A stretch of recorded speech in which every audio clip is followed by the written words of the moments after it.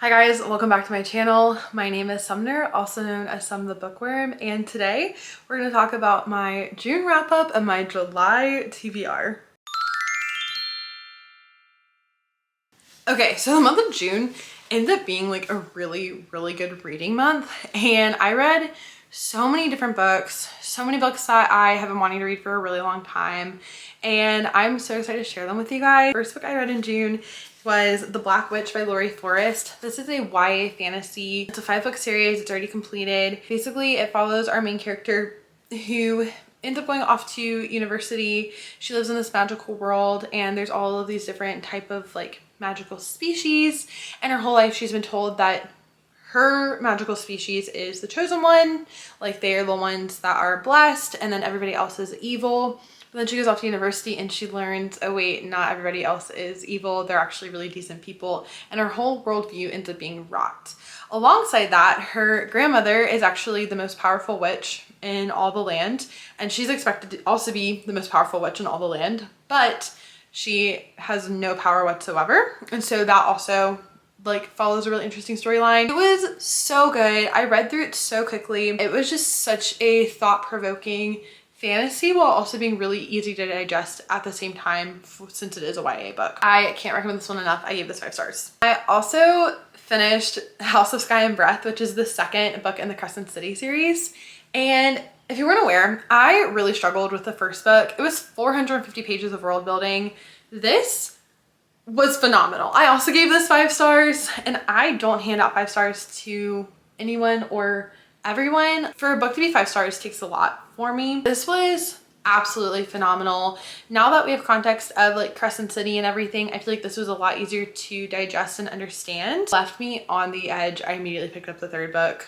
Well, not immediately, but I am currently reading the 3rd book right now because I wanted to know what else is going to happen before ACOTAR 6 and 7 come out. I also finished Bug Hollow. I gave this, I think, 3.5 stars. It was really good. I really enjoyed it. It's a lit fic that follows a family in Northern California. Their son ends up passing away, and then everybody who's affected by his death, we follow all of them in the story, and then everybody has a different POV within that story. It's really interesting though, because it follows like how we all perceive one another. So how the mom perceives the girlfriend in the story, the girlfriend is not at all how the mom perceives her. And then how the daughter perceives her mother, the mother doesn't perceive herself that way at all, if that makes any kind of sense. It was really good. It was really thought-provoking. Not a book I would typically pick up, but I'm so glad that I did. I also picked up The Saturday Night Ghost Club by Craig Davidson.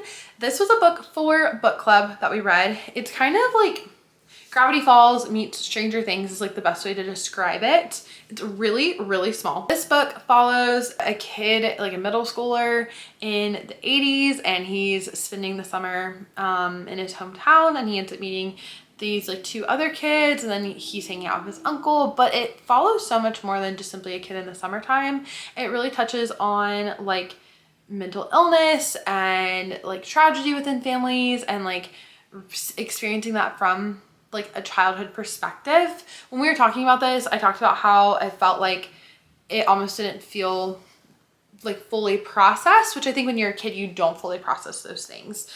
Everything I kept on saying was like the brain just doesn't feel developed in the story, and I think that that's the whole point, because he's a kid and his brain hasn't fully developed. It was really good. It was a really heartwarming tale, and I'm so glad I got to discuss it with my book club. I also read The Last Letter by Rebecca Yarros. I don't know where my copy of it went, but I have it somewhere in my house. You guys, I loved this book, and I'm not a Rebecca fan, unfortunately. I'm gonna reread Fourth Wing because my husband really wants me to, but this was by far like the best book I've read by her, and it's a book that I probably will want to reread again in the future. I knew it was gonna be sad. I did not expect what happened to happen, but I knew it was gonna be sad. I did not end up reacting or crying the way that I thought I was going to, because I was in a Rita's in Gatlinburg, Tennessee, which is perfectly okay. It's not a big crier, but it definitely did wreck me, and I did think about this book for a very long time after I finished it. I gave it 5 stars. It was phenomenal. If you haven't picked it up yet, you totally should. I also read First Lie Wins by Ashley Elston. I listened to this on audio through Libby. This book was good. I didn't know what to expect. I usually go into my audiobooks completely blind. Basically, it follows a It follows this girl who has a secret identity and she's supposed to be following this guy and she's dating him, and I didn't really understand what the whole point of it was. I don't understand like what she was supposed to be doing anyways. It was mid, and that's okay. Wasn't for me. Was it a good palate cleanser? Yeah. Did it help meet my reading goal? Yeah. That's all that it was. And the last book that I read in the month of June is Atmosphere, a Love Story by Taylor Jenkins Reid. I also gave this 5 stars. When I tell you I had a great reading month, I had a great reading month because I don't usually give out this many 5 stars. This was so good, and I'm actually really glad that we focused more on the relationship and everything happening between all of the astronauts and not just being out in space. I'm not gonna lie to you guys, some people, they really love space. It gives me so much anxiety, like it's insane. Just the thought of like floating out in nothingness and you can literally die at any second. Like that just gives me so much anxiety and stresses me out so much. So I'm so glad that this focused more on the relationship, it focused more on the astronauts. But when I tell you I was gripped, I think I finished this book in like 24 hours. It was so good, so well done. I will read anything that TBR writes. It follows a woman in the women's space program of NASA in the 80s. Basically like her whole journey throughout that. All I'm gonna say, because that's all that you need to know, but you should totally pick this up. All right, let's go ahead and talk about my July TBR. I have a lot on here, but I'm very hopeful that I'm gonna be able to get through all of it, if not most of it. I've already read a book in July, and that was Alchemy of Secrets by Stephanie Garber.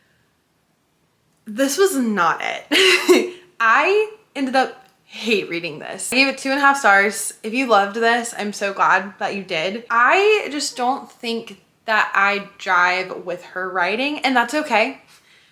But I didn't love Caraval. I had really high hopes for this, and maybe that was my problem. And it was just wacky, and it just didn't make any sense. So yeah, I should have DNF'd it, but I didn't. And yeah, so that was the first book I read in the month of July. Next up, we have House of Flame and Shadow by Sarah J. Maas. I am 290 pages into this at this point. I am getting through it. It is so good. And if you've read Crescent City 3, I don't want to know how this is going to end. I'm so nervous, but I'm so excited to finally be reading this and finally know all the hype is about. And I have ended up enjoying the series way more than I thought that I would. And I'm so excited to like just dive back into the world and get to see like all of our friends from the crossover. I have enjoyed this so much and I really don't want it to end. But it's been so good and I want to keep on going. So yeah, this has been really great. I'm not going to say much if you haven't read the first Crescent City book, but this has been so good and I'm so excited to keep reading.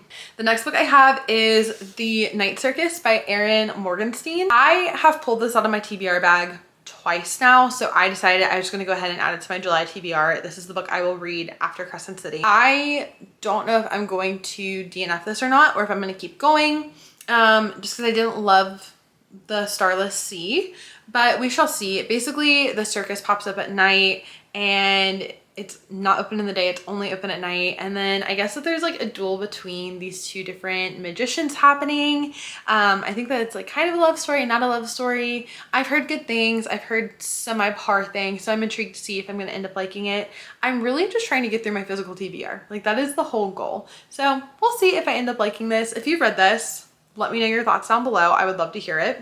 And yeah, we're gonna see how it goes. Next up, I have Station 11 by Emily St. John Mandel. This I got from the library for free for completing the summer reading program last year. It's been sitting on my shelf. I've been very intrigued about it for a very long time. This follows like a story after a pandemic has occurred.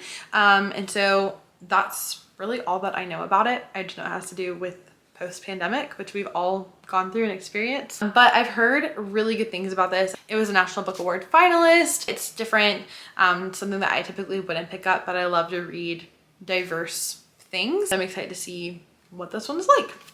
I also picked up Heartless Hunter by Kristen Ciccarelli. I think that's how you say her name, so sorry if I butchered that. This has been on my shelf for a while. Again, another TBR bag pick. I'm really excited to read this. My friend read this and she is obsessed with the duology. So I'm really excited to read it and finally see like what all the hype is about. I know it follows a witch of some kind.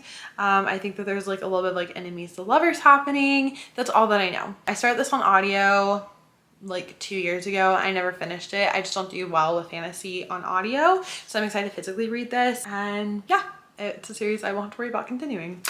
Okay, lastly, on my physical TBR from my bookshelves, I also have Tower of Dawn, and I'm also going to be finishing Kingdom of Ash. Now if you're like, Sumner, you haven't read these? No, I have. I literally read these when they were being published. Like, I was there when Kingdom of Ash was being published. So everybody who's like, oh my gosh, Agadar 6 and 7, we didn't have Crescent City 3 for so long. I had to wait through Tower of Dawn to get to Kingdom of Ash. Remember that, okay? So I will be finishing up my reread of these two hopefully this month, but I'm so excited to dive back into this world. I think I'm gonna be experiencing withdrawals after Crescent City 3, and I'm gonna want some more of SJM's writing, so I think it's the perfect way to end the month before we dive into the month of August. If you like this video, feel free to give it a big thumbs up, and if you want to see more of my videos, don't forget to subscribe to my channel. I will be posting all about book recommendations, book reviews, and fun like little cozy reading vlogs. Yeah, that's like what you can really find here on my channel, along with like some other fun bookish things. And I'll include all of my socials down below in the little box, and I will see you guys next time. Bye!